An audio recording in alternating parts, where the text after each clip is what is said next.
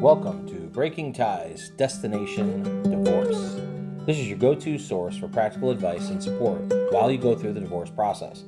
Join us each weekday for a quick chat where we'll cover a variety of topics such as child custody, property division, and self-care.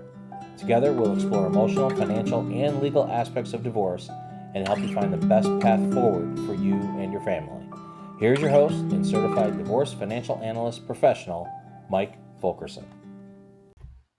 Hello, and welcome back to another episode of Breaking Ties, Destination Divorce. I'm your host, Mike Fulkerson, financial advisor and certified divorce financial analyst professional.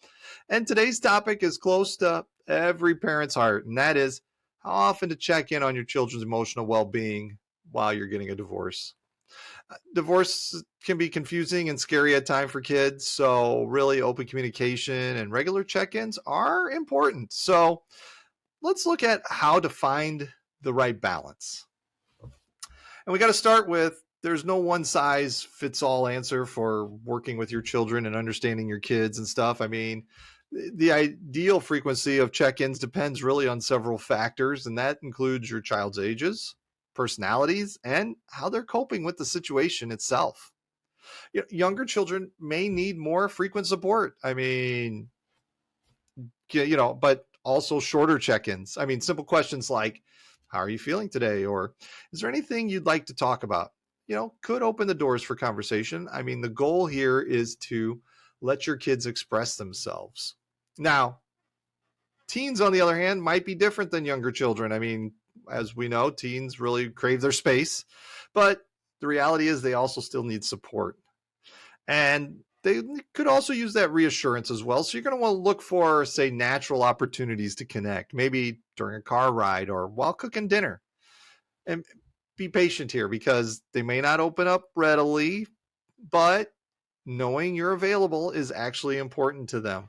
And at some point, there's a good chance they will come around and start sharing information with you so you can get a feel for how they're doing.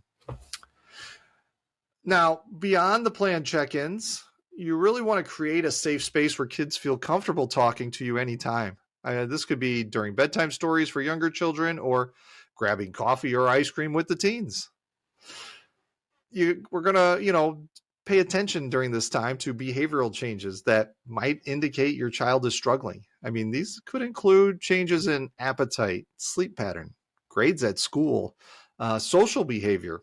So if you notice red flags, you probably want to increase your check-ins and then also, consider some professional help.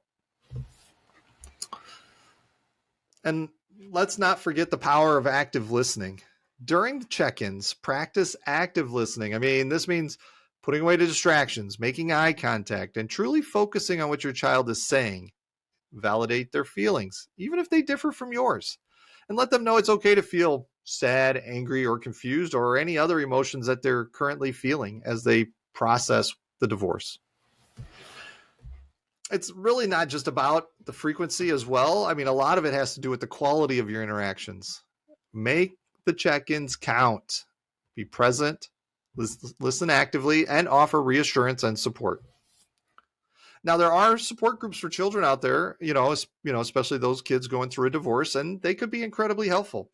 They connect kids with others going through similar experiences, and that reduces feelings of isolation and allowing them to share their feelings in a safe space. So divorce is a challenging journey for both parents and children. You're not alone.